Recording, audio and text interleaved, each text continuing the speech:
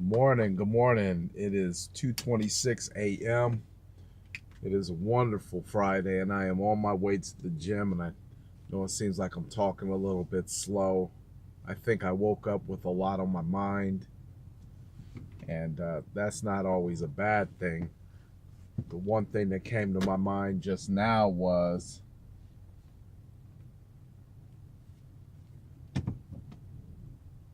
what if, and I say what if because I'm not necessarily a scholar and everything, and nor am I knowledgeable, nor have I lived as long as some people. I like to think that my life on this earth has been fairly short, but the things that I have witnessed and the things I have observed lead me to believe that it's a possibility that life could actually be preordained. I know it seems like you go through a lot of things. I know it seems like that success and fame and riches is always for somebody else, not for you. Why not you? Right? That's the question. Why can't I be in that car? Why can't I live in that house? Why can't I have that marriage? Why can't I have that physical build? Why can't I have that discipline? Because that's the question you ought to be asking yourself, because all those things that I just named off have everything to do with discipline and nothing to do with destiny. See, because to have all those really good things, to have that money, you have to have discipline. Because without discipline, you just lose it. And then why give it to you in the first place? See, in order to have that great relationship, you must have discipline to be in control of your tongue and what you say. Because don't nobody want to be married to some crazy fly off the handle type of person. That starts with your discipline. But I'd have you consider for a second that the reason you're not disciplined is because you don't believe in yourself and you don't believe that you have any value. So therefore, you just kind of deal with everything as they come at you.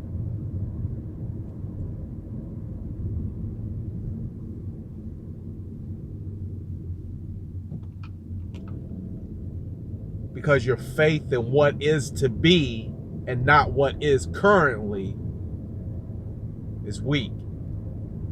It's very weak.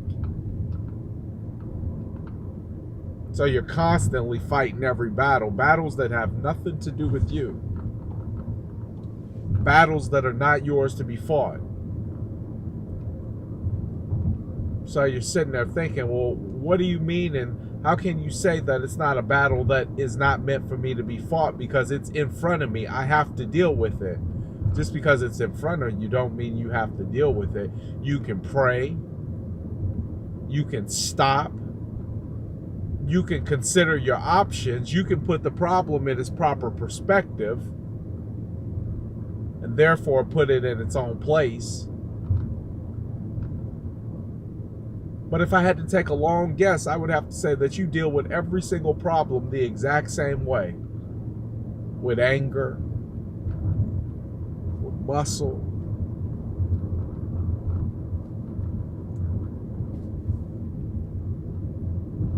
how you approach each and every situation is exactly the same way. You know how I know that? Because usually people without discipline don't have the willpower to summarize the situation, categorize it where it's supposed to be, and then let it handle itself. I remember when I first started getting a couple transactions, and transactions in real estate is a buyer or a seller or something I'm working with. And I remember I was going through this really intense coaching program. And in this program, it said that there's beauty in organized chaos. So I automatically took that to mean that don't worry about everything going completely haywire. Just keep going after more business. Well, what I failed to realize was that I could not just let things go because they created a bigger problem.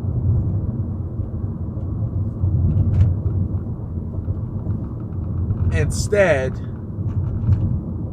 like I do now, is I handle the situation. But I don't handle every situation the same way, and I don't handle it without praying. I don't handle it without giving some consideration and some space and time in between when I know that there's an issue and then I know that I'm going to address the issue. There's a space of time that allows me to actually hear the voice talk to me and say, work through it this way. No, not that way. Work through it this way.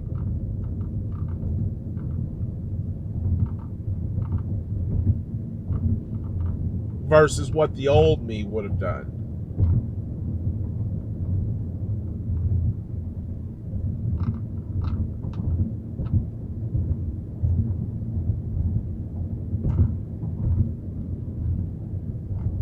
And that's why there's such a disconnect. And what I'm telling you is a fact. There's such a disconnect between your destiny and where you are right now because of discipline. And there's no discipline because you can't see that you have purpose and that your purpose isn't always attached to everything that comes your way. Every battle is not yours to fight. And I know that sounds so weird. Like, how can you say, like, it's in my house, it's at my front door, it's at my job, it's, on traffic when somebody's blowing their horn. Like, there's constantly a battle coming at me. Well, simple. Because if you ever just gave a little bit of time in between each one of those battles, you'd probably see that they will work themselves out. The guy blowing his horn at you on traffic or the person who cut you off, that's not your problem, because 2 seconds after they've either cut you off or blew their horn, they're already in the past. But every time you react, you keep them in your future and in your present.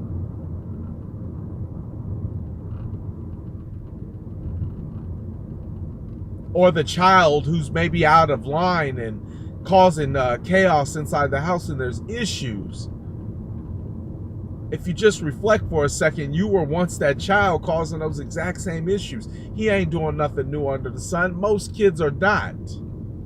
And the reason why your children don't respect you is because you're trying to get them to do something that you know damn well inside you done did yourself. You guilty of. Not your problem. Not your battle. Sometimes you got to support your kids just going through what they're going through and have faith that you've planted enough seed in them that they'll come out the way that you want them and need them to. Raise a child in the way that you want them to go, so that way they do not depart. And even if they depart, you know that they know how to come back on course. They know how to course correct. They know how to come back. They know how to reflect back and say, hold on, I wasn't raised like this.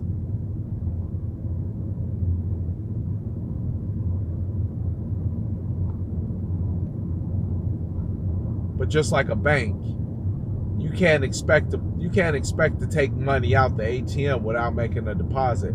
You can't expect your kids to come full circle. And I think a lot of the problems why parents always try to correct the kids is because the parent knowing that they ain't instilled nothing in that child, so that child really don't have nothing to come back to.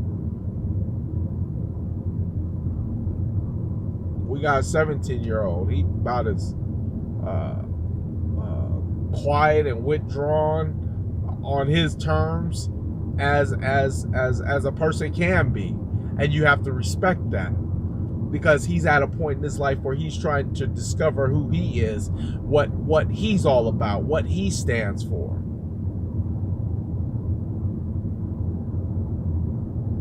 Same thing I did. Same thing his mother did.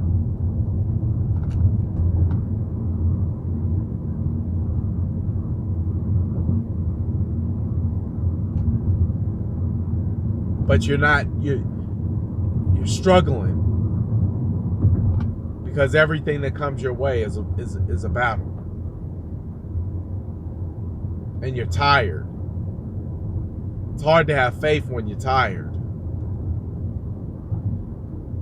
It's hard to have faith when your surroundings never change. It's hard to have faith when you're still consuming the old ways of doing things. It's hard to have faith when you're still consuming the old voices, the old friends, the old family members, the old relatives, the old locations.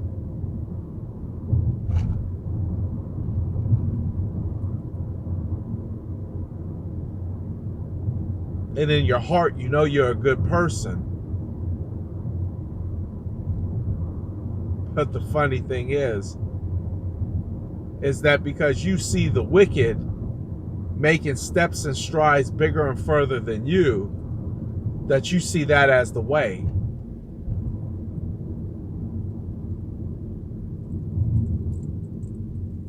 And little did you know that your destiny was directly attached to your discipline.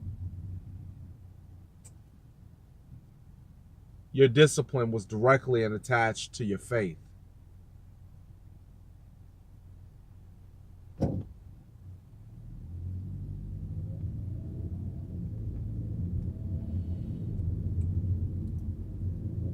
Find the faith. It'll take you through a lot and solve your issues.